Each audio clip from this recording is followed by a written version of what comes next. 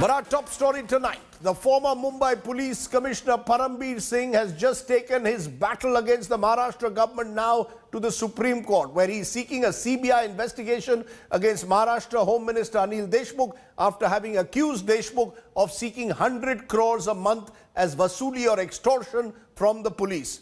The NCP, which is part of the ruling alliance, has hit out at Singh. It claims Deshmukh was in hospital for COVID treatment during the time he is alleged to have met the arrested cop Waze, from whom the money was to be extorted, or from whom the vasuli was to be done.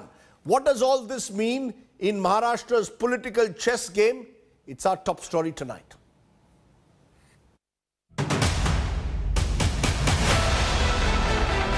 Former Mumbai Police Commissioner Parambir Singh's bombshell letter has landed at the Supreme Court's door.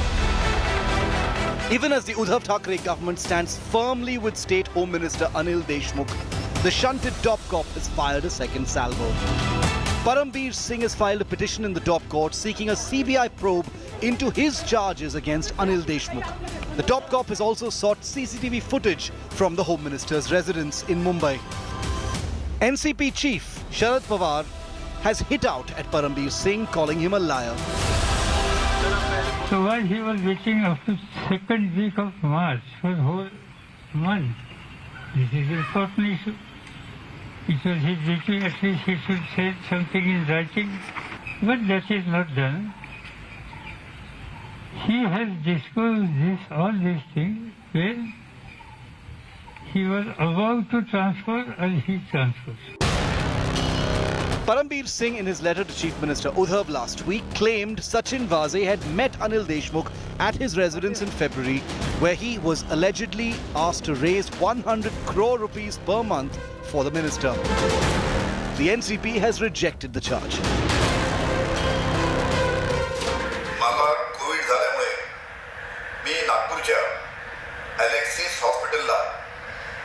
February ते 15 फेब्रुवारीच्या दरम्यान त्या हॉस्पिटलमध्ये admit होतो. 15 फरवरीला माझा त्या हॉस्पिटलमधून discharge झाला. From 5th February to 15th February, Mr. Deshmukh was admitted in the hospital because of the corona. BJP leaders have questioned these claims. They've tweeted a video of Deshmukh holding a press conference on February the 15th. The NCP chief evaded queries by India Today on the video. Meanwhile, the hospital has confirmed Deshmukh was admitted there for COVID treatment.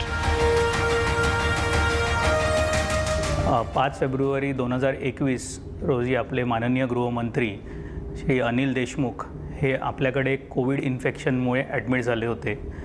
आमच्या team of डॉक्टर्सनी त्यांची पूर्णपणे काळजी घेतली आणि सगळी treatment केली आणि त्यांच्या प्रकृतीत सुधार झाल्याप्रमाणे त्यांना 15 फेब्रुवारी 2021च्या दुपारी डिस्चार्ज दिला. The scandal has echoed in Parliament as well. अगर इस तरीके से देश में खंडनी वसूली का चक्कर शुरू हुआ तो पूरे देश में ये चीजों को फॉलो किया जाएगा. अगर सिर्फ मुंबई से 100 करोड़ वसूली अगर महीने की होती होगी तो पूरे महाराष्ट्र से प्रारंभ कीजिए. Parambir Singh has put the Mahavikas Aghadi government in a spot by moving the Supreme Court. The big question now is how long will the Shiv Sena and NCP stand by Deshmukh, and whether the Uddhav Thackeray government itself can survive the scandal. With camera person Vaibhav Kangutkar, Kamlesh Sutar in Mumbai for India Today. That's the big story. My first guest today is someone who's been Mumbai's top cop, police commissioner there, also been DGP and one of the most respected police officers in the country, and someone whom Sharad Pawar suggested yesterday should head the probe into the allegations of corruption against the Home Minister. Let's speak, as I did a short while ago, to Julio Ribeiro. Listen in to what Mr. Ribeiro had to say.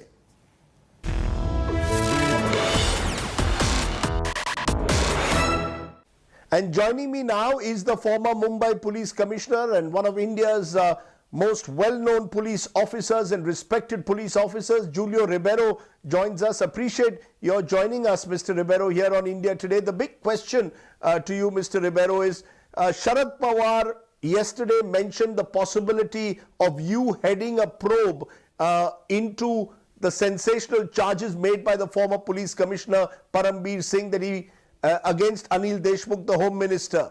You seem to have rejected that offer to head a probe. Why? Why do you not want to head a probe into these corruption allegations, sir?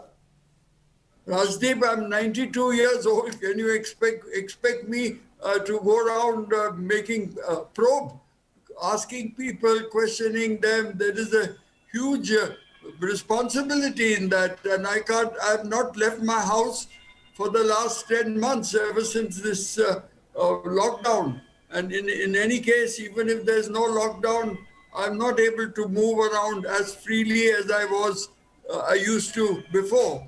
So there's no question of my physical condition does not permit me. And number two, I mean, I'm thankful for my physical condition in these circumstances, because look, these allegations are very, very serious. They might be a little exaggerated, I understand. But if the political parties want the police to collect funds, this is a new development. I've never heard about this before in my service. And then I would have heard if there was such a demand. And this is the first time I've heard about it, and it appears to be very, very shocking. And if the police leadership is not able to defend or protect their own junior staff, then they are not worth their name. Why are they made leaders? I mean, a leader is supposed to come to the aid of his own people. And this is what Mr. Parambir should have done. Now, he appears to have waited till he was himself shifted out that he made this allegation. Whereas he was told at least 3 or 4 days earlier by the Sachin Waze, the sharpshooter, and also another inspector called Patil in charge of the social service branch. He should have immediately left his house, taken his car, gone to the minister's house and objected. I would have done that, and I've done it earlier, not for a demand for money, but a demand for release of a gunda who was going to help them in the election, because I told the minister that it is not the job of the police to help anyone in elections. That I just am not going to allow that. So it is his job to have done that. And if our leadership is not able to do that, then they should step down. This is what I firmly believe. And another thing that strikes me in this whole matter, that this Sachin Waze was reinstated after 13 years of being under suspension. He had tried earlier, he had failed, and now, the DGP used to be Subodh Jaiswal, a very, very upright and a very, very good officer. And he was left out, and only the Commissioner of Police and the Additional Chief Secretary Home, they seem to have taken the decision to reinstate a man who was under suspension, which was, I think, quite abnormal and also illegal, if you go into that. So I think the whole thing is so murky that I would not like to get involved in it. So there are two good reasons which I have given you. You're saying, sir, right. You're saying, sir, that the whole thing is so murky. But who do you hold responsible for this police-politician nexus that seems to have emerged? Do you hold the government responsible, the police leadership responsible, or the specific individuals, the Home Minister or the police commissioner? Who do you hold responsible for this murky business, as you're calling it, which has left you, I'm sure, aghast and disappointed? The initial fault is of the political class. They have been misusing the power of appointments and transfers. When they choose the DGP or the Commissioner of Police, who are the police leaders and on whom everything depends, the fortune or the action or the performance of the force depends on these leaders. And if they are chosen in the wrong manner, because it suits the political party in power to appoint someone, and not with an eye to the public good. The public wants officers of honesty, integrity, competence, who would look after their safety and their security. And if the choice is made on other grounds, then I think this is where all the problem arises. And all this problem of choosing wrong people, this is what is causing the entire problem. Now, I know that officers have been actually lobbying for this post. You know, Rajdeep, when I joined service, my bosses used to tell me to be very vigilant about the junior officials, sub-inspectors of police in charge of police stations, to see whether they go on lobbying for posts, and to please, for the good of the police force, oppose it, don't allow it. In fact, one of my first bosses, Mr. Nagarkar, told me, get ready, Ribeiro, with your suitcase, be ready at any time with your bag and baggage to leave at a moment, but don't agree to this. It is only the junior subordinate ranks who used to do it. Now IPS officers are doing it. They are actually lobbying for posts. I mean, it is such a shame to the service. Are you come to serve the people, or are you serving yourself? If you're serving yourself, I think it is very sad. And because when you lobby and you wait for that post, yes, and you compete for it in this manner, then you lose your soul, and you have to do exactly what your benefactors have ordained. So you said that you were surprised by what had happened. You hadn't heard about this vasuli or extortion. There are those who are saying, though, sir, that this has been happening in Mumbai for a very long time now, and this is now all coming home. The chickens are coming home to roost. The public statements made by Parambir Singh only reflect one of the worst kept secrets. Are you really that surprised? Has this been building up, this corruption at the highest level? I don't think so, Rajdeep. I've not heard of a thing like this. I would have heard it.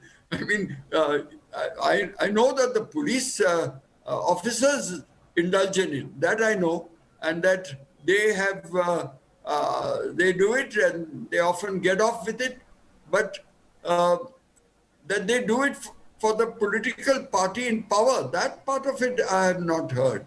Sir, should the Home Minister resign, Mr. Ribeiro? Should the Home Minister resign till such time as his name is cleared, given the seriousness of the allegation?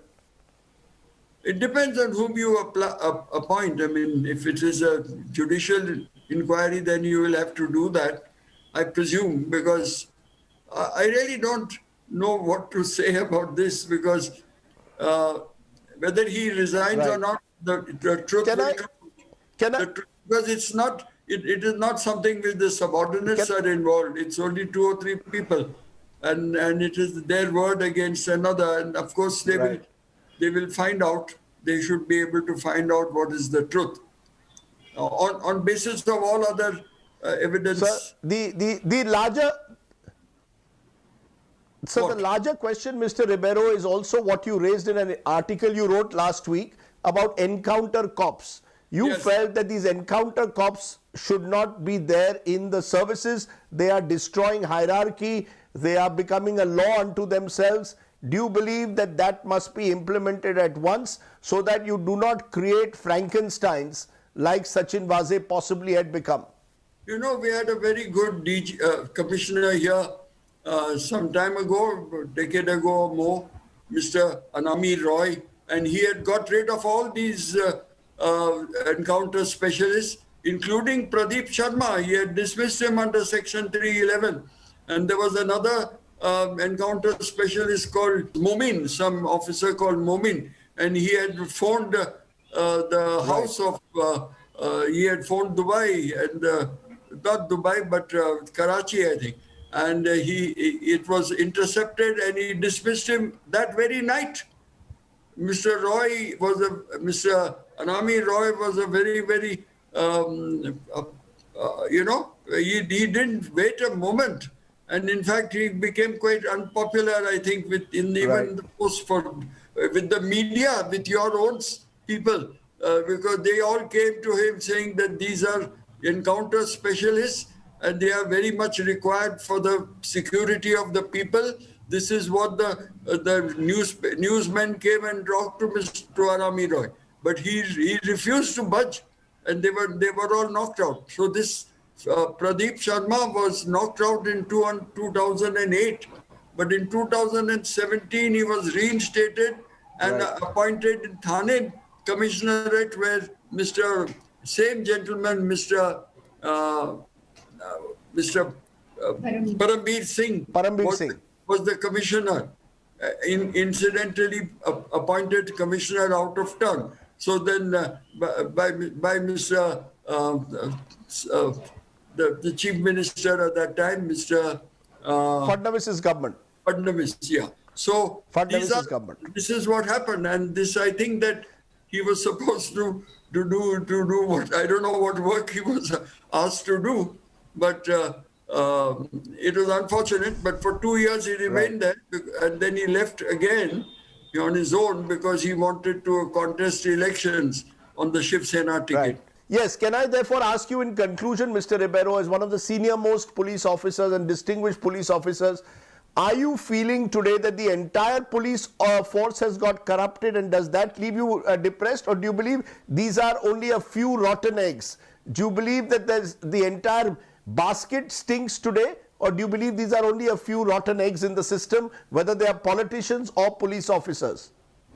Well, I mean, corruption, if you have, not everybody has got the chance even to be corrupt. So half the force doesn't have the chance. And even those who have, not all of them are so greedy. But there are a few greedy people I know, and they are known, and some of them are really good. Most of these encounter specialists have special qualities. I mean, they are people with courage, they are people with initiative, and they would have been good cops if they were properly monitored. But unfortunately, if the monitor himself is not very straight, then you have this problem of people going out of control.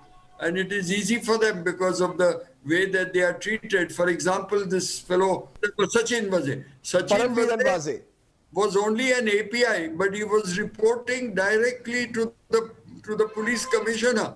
There were 6 ranks between him, but all were ignored. And do you think they liked it? They did not. They were very angry about it, but they couldn't do a thing. And then another thing was that he was given charge of that very important section of the crime branch, which was normally headed by a senior inspector. And he was only an API. Between an API and a senior inspector, there are inspectors. Even they were just brushed aside. These are things that, affect discipline, affect morale, and it is poor leadership, I would say, very poor leadership. So I ask you, sir, again in conclusion, do you believe the politicians have changed, who perhaps are asking the policemen to do these things for them, or has the police leadership changed, or have both changed from the time when you were a police officer? Who do you blame in the end, the IPS or the politicians and their greed? Both. Or both? Rajdeep, both. Because even our officers who lobby for posts and then try to get into the places where they think that they can make money, some of them are interested in money. Some are interested only in the pomp and splendor of a job. So both people are at fault, and they usually come a cropper at the end of their service. And I think that unless the police officers and the leadership remember that they are part of a service, the Indian police service, the third word is very, very important, and they are servants of the people. They should serve them, and they should give them justice. The people want justice, they don't want anything else. If they give them justice, I think they will always be remembered. This is what I have seen in my 36 years in the police. Sir, you have spoken very strongly as always. I hope there is someone out there within both the police and the political hierarchy in Maharashtra and beyond listening to you.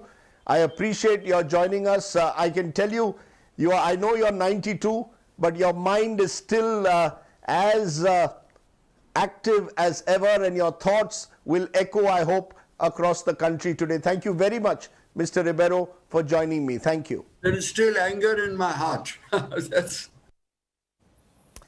anger in his heart still.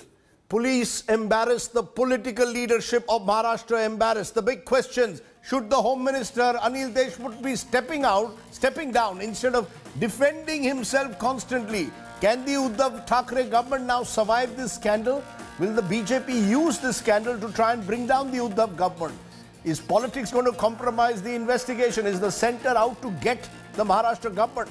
I'm joined by Sahil Joshi, our Mumbai Bureau Chief, and someone who knows Maharashtra in and out, our Executive Editor. Mahesh Tapse is NCP spokesperson. Tuhin Sinha is the BJP spokesperson at the moment. A direct question to you, Mr. Tapse, very simple. Why is Anil Deshmukh still as the Home Minister of Maharashtra when irrespective of whether the allegations are proven or not, surely he should step down till an inquiry is complete? Why is Sharad Pawar, why is the NCP defending Mr. Deshmukh? Surely he can step down till the inquiry is complete. This is Mahesh Tapase on this side, and thank you for having me on your show, Rajdeep ji. Let me tell you that the office of the Home Minister is high on dignity, and we as the party, or as a political party, we want to maintain the propriety of the office of the Home Minister. The common citizen look up to that office for a great number of reliefs in their life. So when this allegation has come, Mr. Pawar himself took a press conference yesterday, and he spoke to a large section of the media, and he maintained that it was a very shocking and a very grave allegation made by the former Commissioner of Police, and a proper probe has to be instituted regarding the whole thing. He also suggested the name of a former top cop, Mr. Ribeiro, and we were very happy that Mr. Ribeiro is 92. He has already rejected becoming the head of the probe. You are simply buying time. Why should why should the Home Minister not step aside? If the allegations are proven to be false, he can return. But till such time as the allegations are of a serious nature made by the top police officer of Mumbai, why doesn't he step aside?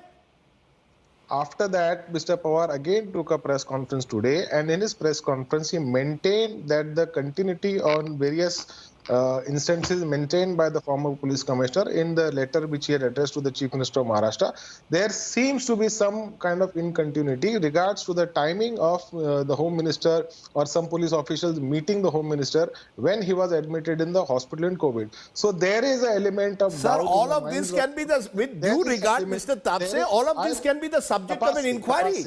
Why? What is it? What is it? You know, look at the embarrassment that the Home Minister of Maharashtra is accused by the top cop of 100 crore vasuli, and he remains in office till such time. I mean, he's being defended. Why not? Why doesn't he step aside till the inquiry is complete? With due regards to the democracy and the constitution of the country, Mr. Pawar said that now the Chief Minister will take appropriate action regarding the whole procedure as far as the investigation into the allegations made by Mr. Singh is there. Sir, I take your point, but till the investigation is complete, why can't the Home Minister step aside? How can an investigation be unbiased while he's Home Minister? At the same time, Rajdeep ji, at the same time, you also have to see the political drama that has been concocted by the Bharatiya Janata Party and the way they are trying to politicize the entire thing.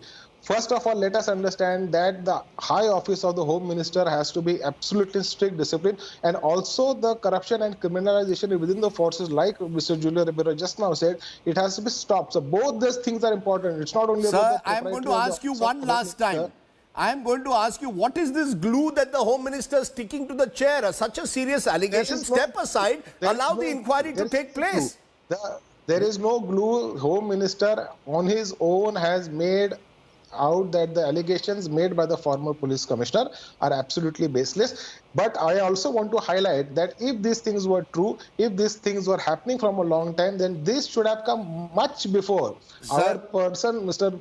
Singh, has already been heading the anti-corruption department as a DG prior to his commissioning as the Commissioner of Police of Mumbai Police. So if these things were so rampant Why is it that it is coming out in the public domain after he has been transferred from the Mumbai? You make a fair point there. You have not answered my central question, though, as to why Mr. Deshmukh is not stepping aside. But you make the point that why has the police commissioner of Mumbai come up with these allegations only after he was transferred? Tuhin Sinha, the charge is this is entirely being orchestrated, remote controlled by Devendra Fadnavis in Mumbai and the Home Ministry in Delhi. You have the police commissioner after he's transferred making these allegations. While he was police commissioner, he didn't say a word. Now he's gone to the Supreme Court, hasn't gone to the Bombay High Court.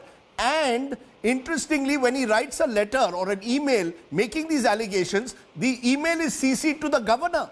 Now, is Parambir Singh a politician? Is he a proxy for Devendra Fadnavis and the Home Ministry in Delhi? Or is he a police officer of integrity? Why did he not make these allegations when he was in service? So in that case, Rajdeep, what is stopping the Honorable Chief Minister of Maharashtra, Uddhav Thackeray ji, from sacking this police officer who is doing this while in service? That is precisely because the Honorable Chief Minister also knows that there is some amount of truth in it, if not in entirety. And you asked the NCP spokesperson multiple times why Anil Deshmukh has not been asked to quit yet. Can I answer that, if you may allow me to? Yes, you can. While you're not answering my central question as to why is the BJP politicizing the issue, but you go ahead first.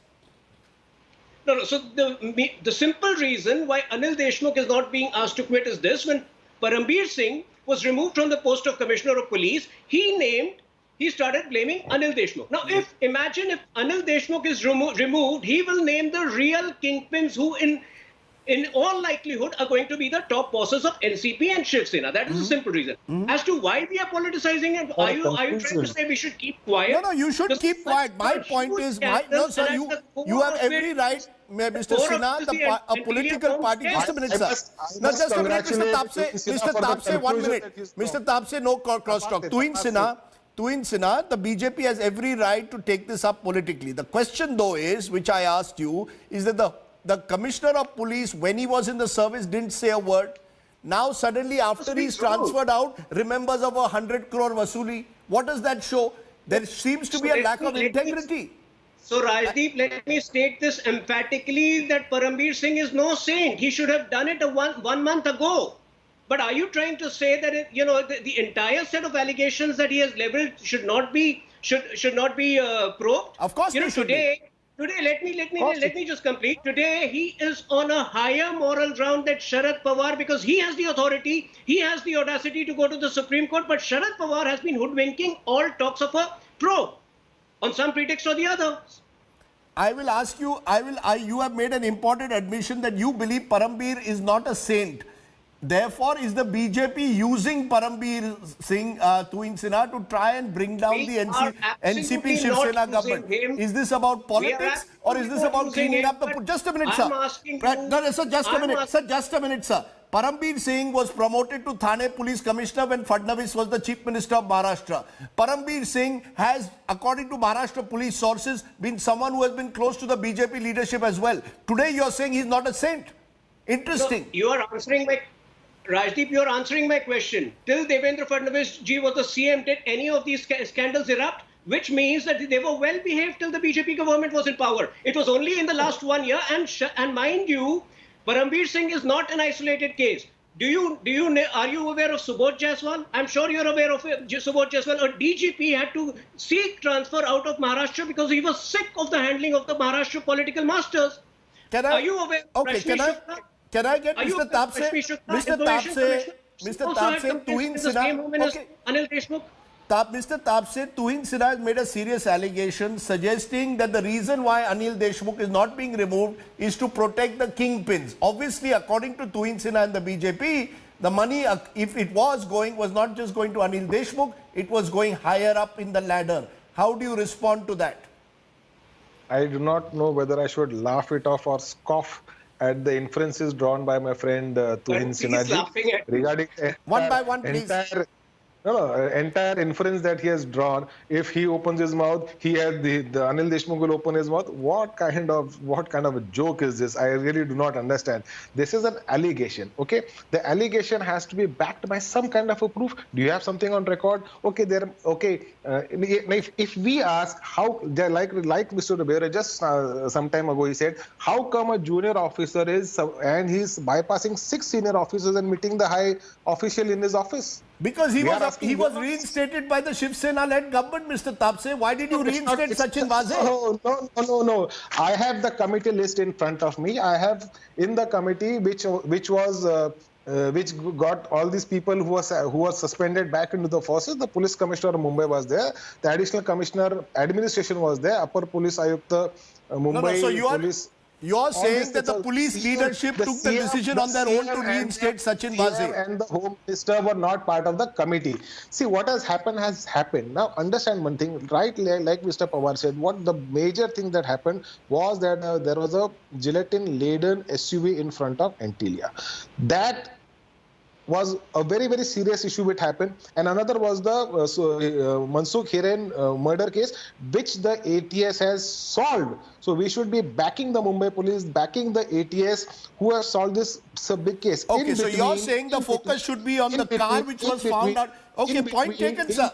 You're saying the focus should be on the car outside Antilia and the focus should be on the Mansukh Hiren case. I want to go to Sahil Joshi. He's listening patiently. Sahil, we have a situation now where the BJP is on the aggressive, is in aggressive mode because they sense that the MVA government in Maharashtra is vulnerable. Sharad Pawar seems to be at the moment going out on a limb in defending Anil Deshmukh. How long can Mr. Pawar defend a minister against whom such a serious allegation is made? Why is Mr. Pawar going out of his way to defend Anil Deshmukh? Well, Rajdeep, it's very interesting, when this whole issue came out, when Sachin Waze was arrested, and even before that, Sharad Pawar started, whenever we used to ask Mr. Pawar about this particular case, he used to come up with a statement saying that it's a very local issue and you should be asking this to the state government. And thereafter, it changed the pace, and the way now, this whole issue has reached now, Mr. Pawar himself is taking a press conference and he tried to defend Anil Deshmukh. It shows very clearly that Anil Deshmukh needs to be defended. Otherwise, everybody knows that Anil Deshmukh's right now is completely on the hook. But Sahil, what is the need to defend? What is the need for Mr. Pawar? Why can't Mr. Pawar drop Anil Deshmukh and replace him with another minister? Why is he going out of his way to defend Anil Deshmukh? There are two main reasons for that. The first reason, which is very obvious, is basically, the party thought, and even the government thought, will this issue end if they drop Anil Deshmukh from the ministry?